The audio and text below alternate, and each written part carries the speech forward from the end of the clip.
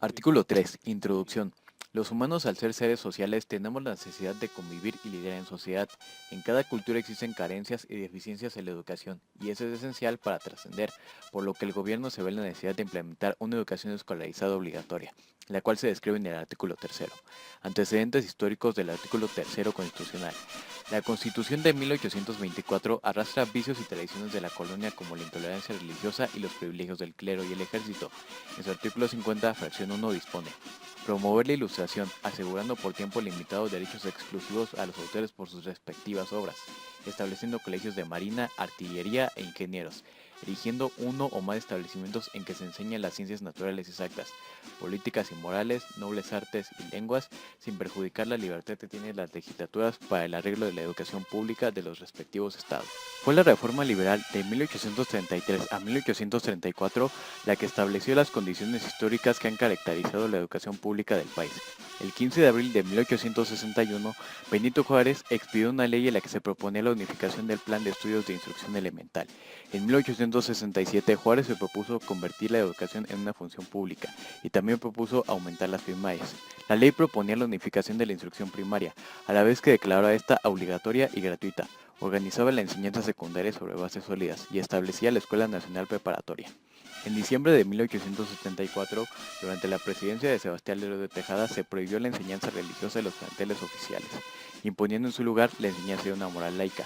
El Congreso de la Unión, el 24 de mayo de 1910, expidió el decreto por medio del cual se restablecía el funcionamiento de la universidad, que se había suprimido desde 1865.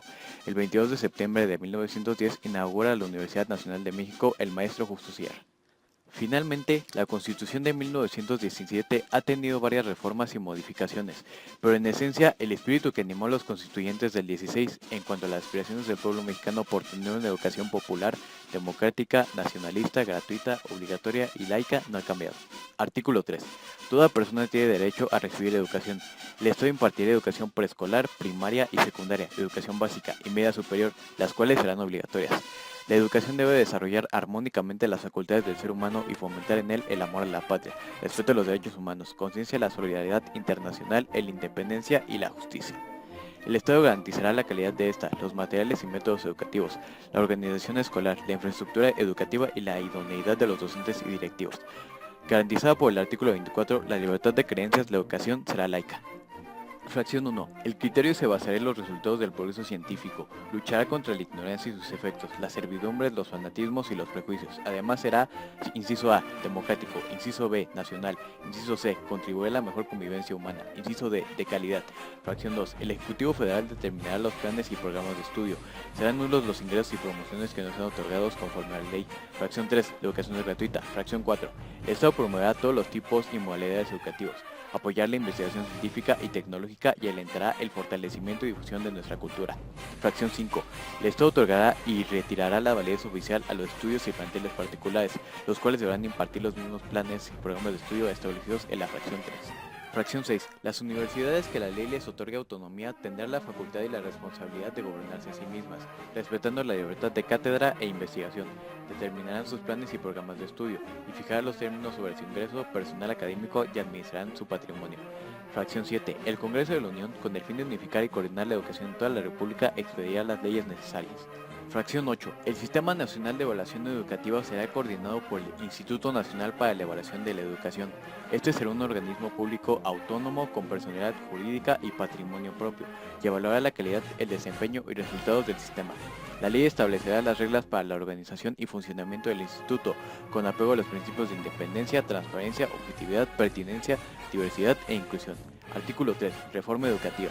En el artículo 3 se realizaron las reformas educativas, en el primer párrafo de ese artículo y las fracciones 3 y 8.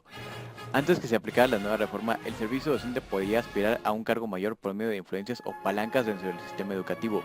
Con la nueva reforma no se podrá aspirar a ningún cargo de mayor grado a menos que se presente un examen de evaluación para comprobar si el docente es apto o no para el cargo. Los exámenes de evaluación de igual forma se aplicarán anualmente.